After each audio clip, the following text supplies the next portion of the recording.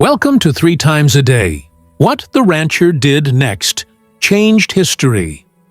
A gripping Wild West story of courage, secrets, and destiny under the Texas sun. Don't forget to like, subscribe, and share. Tell us where you're watching from in the comments. Let's get started. The sun was sinking low over the Texas plains, casting long shadows across the golden fields of Red Rock Ranch. Dust floated in the evening air, glowing in the orange light like drifting embers. Eli Turner, a tall, broad-shouldered rancher in his late 30s, leaned against a wooden fence post, squinting toward the horizon. Life had been quiet for years, almost too quiet. He followed the same rhythm every day. Up before dawn, tending cattle, fixing fences, eating 3 simple meals, and turning in when the coyotes began to howl. That routine was his comfort, his peace, and his prison all at once. The evening breeze carried the smell of rain, though the sky remained dry. Eli's horse, Dusty, shifted uneasily, ears pricking toward the north ridge. A faint shape appeared there, moving fast, too fast for a casual rider. Eli narrowed his eyes. Whoever it was, they were pushing their horse to the limit. As the figure drew closer, he could make out torn clothes, a dusty hat, and the glint of something metallic at the man's side. A gun, maybe. The horse stumbled the last few yards, and the rider collapsed before Eli could even speak. Eli dropped his tools and ran to help. The stranger's face was pale beneath layers of dust, his breath ragged and shallow. "Water," he croaked, barely able to lift his head. Eli lifted him gently, carried him into the cabin, and poured a cup from the jug on the table. The man drank greedily, water spilling down his chin. When his trembling hands finally steadied, he reached inside his coat and pulled out a small leather pouch, worn and stained from travel. His eyes locked with Eli's, full of urgency and fear. "This," the man gasped, pressing the pouch into Eli's calloused hand, "must reach Washington. Don't trust anyone, not even the army." Eli opened his mouth to ask who he was, but the man's words were cut short by a cough that ended in silence. His hand slipped from Eli's arm, and his eyes stared blankly toward the ceiling. Eli froze, feeling a heavy stillness settle over the room. Outside, the wind howled against the cabin walls, like the desert itself was mourning the stranger's death. Eli stood there for a long time, the pouch heavy in his hand. His mind raced with questions. Who was this man? What was in the pouch? And why Washington? He had seen strange things before. Outlaws passing through, bounty hunters, soldiers with secrets. But this was different. The stranger had died to protect whatever was inside that leather pouch. Finally, curiosity got the better of him. Eli lit his kerosene lamp, sat down at the table, and opened it carefully. Inside, he found a folded map and a letter sealed with a red wax emblem bearing the United States Army crest. He unrolled the map first.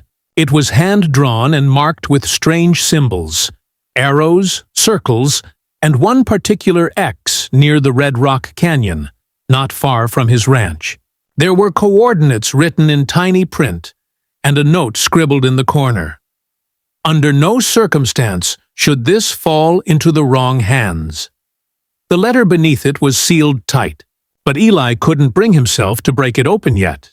The moment felt too big, too dangerous. He poured himself a cup of black coffee instead, and sat staring at the map, the lamplight flickering across his weathered face. Outside, the prairie stretched endless and dark, stars beginning to appear like scattered sparks in the sky. Eli couldn't shake the feeling that someone might come looking for that pouch. Maybe soldiers. Maybe worse. He loaded his rifle, bolted the door, and sat up through the night. Every creak of wood, every distant howl set his nerves on edge. The ranch had never felt so lonely. By dawn, he knew he couldn't stay. He had to find out what this was about, and why that stranger thought he could be trusted with something so important. At first light, Eli saddled Dusty and packed a few essentials: dried meat, hard biscuits, a flask of water, and a blanket. He tucked the map and letter inside his coat. His plan was simple: ride east to Fort Mason, the nearest army post, and hand everything over to the proper authorities. But something deep down gnawed at him.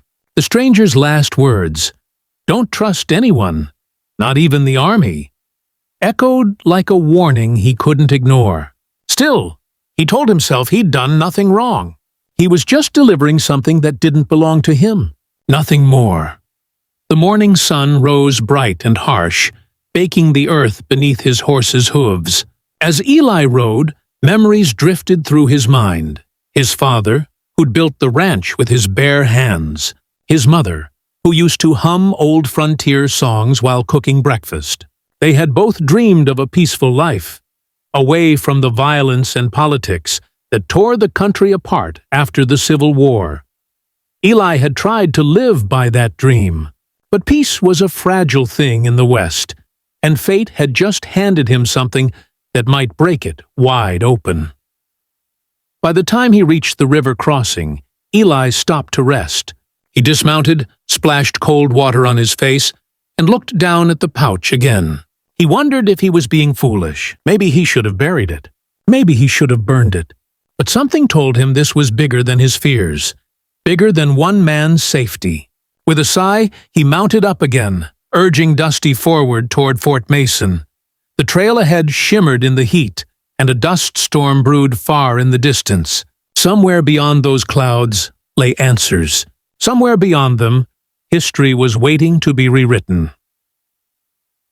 That evening, as the sky turned blood red, Eli rode through the canyon where the map's markings began. The rocks glowed in the dying light, strange and silent, as if holding their breath. He pulled the map out once more, tracing the X with his thumb. He didn't understand what it meant yet, but he felt it. Something powerful was buried out there, something men would kill to possess. He tucked the map back into his coat, glanced one last time at the horizon, and whispered to himself, "Let's finish this." Then he rode on into the darkness, unaware that his next choice would alter the course of history forever. The sun had barely risen when Eli Turner caught sight of Fort Mason through the dusty haze. The wooden outpost stood like a scar against the plains, half buried in the red dust of Texas. Smoke rose from its chimneys, and men moved like ants within the high wooden walls. He'd been riding since dawn, his muscles aching, his eyes bloodshot. The weight of the leather pouch felt heavier with every mile, as if it carried not just paper, but destiny itself. As he approached, the distant echo of hammers and shouted orders broke the stillness of the land. Something was wrong here. He stopped just beyond the fort's outer fence and watched. Wagons were being loaded in haste. Crates marked "Property of U.S. Army," stacked high and sealed shut.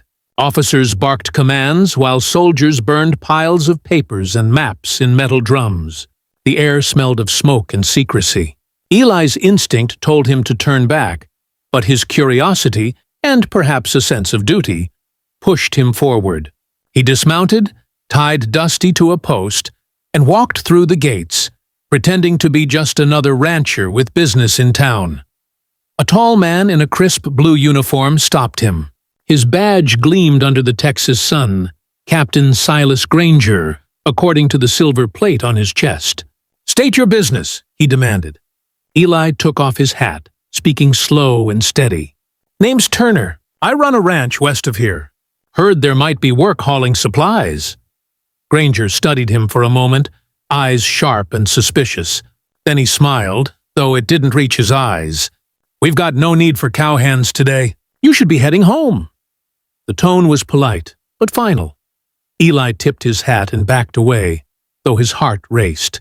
He didn't trust that man's smile. Once outside the gates, he circled around the fort, staying low behind supply wagons and tents.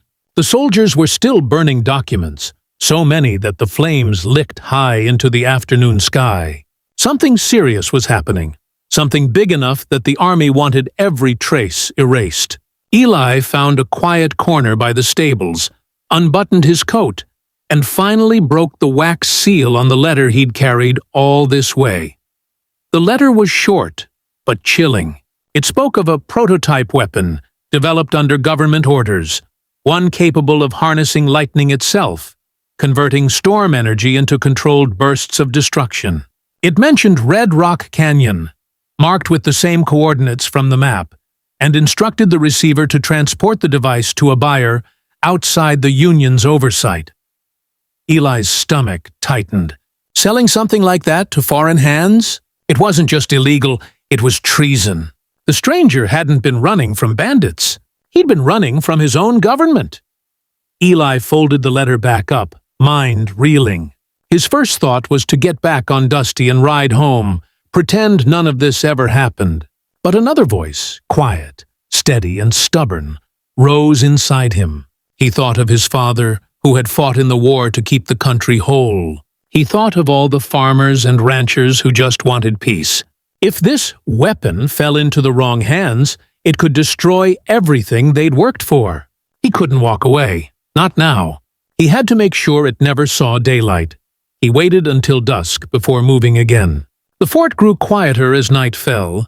The soldiers gathered for supper, and the burning finally ceased. Eli crept through the shadows, avoiding the lanterns that swung over the yard. He reached the back fence, slipped through a gap, and mounted Dusty without a sound. Then he rode hard toward the canyons. The map in his pocket seemed to burn against his chest, guiding him deeper into the wilderness. The stars above watched silently as he crossed the open plains, chasing a destiny he'd never asked for. By dawn, he reached Red Rock Canyon. The cliffs rose high and jagged, painted crimson by the rising sun. It was a place both beautiful and cruel, where echoes of the past seemed to whisper in every gust of wind. Following the map, Eli dismounted and led Dusty along a narrow trail between the rocks until he reached a cavern mouth hidden behind a tumble of boulders. Inside, the air was cool and still. Lanterns flickered faintly in the dark, proof that he wasn't the first one there. He loaded his rifle, took a breath, and stepped inside. Voices echoed from deeper in the cave. 2, maybe 3 men. Eli crept closer, heart pounding, and caught sight of them. Soldiers, still in uniform, standing around a metal cylinder the size of a water barrel. It pulsed faintly, a low hum rising from within, blue sparks dancing across its surface. One man said, "We'll move it tonight. The captain wants it gone before sunrise." Eli didn't wait to hear more. He grabbed a stick of dynamite from his saddlebag, left over from well digging, and placed it near the cavern wall. With a match and a prayer, he lit the fuse and ran. The explosion shattered the dawn. The ground shook as fire and rock filled the sky, sealing the entrance of the cave and burying everything within. Eli hit the dirt, covering his head as dust rained down like ash. When the echoes finally faded, he rose slowly, coughing, ears ringing. The canyon was silent again. The soldiers were gone. The weapon, whatever it was gone too. He mounted Dusty and rode home without looking back. The world would never know what he'd buried that day, or how close it had come to tearing itself apart. In the years that followed, Eli never spoke of what happened. The pouch, the letter, the map, all burned one cold winter night in his fireplace. He returned to his quiet life at Red Rock Ranch, tending cattle, fixing fences, eating 3 meals a day. But sometimes, when lightning storms rolled across the plains, he'd stand on his porch and watch the sky. And for a moment, he'd swear he could feel the earth humming beneath his boots, like something powerful and restless still slept beneath the red rocks, waiting for the world to rediscover it again.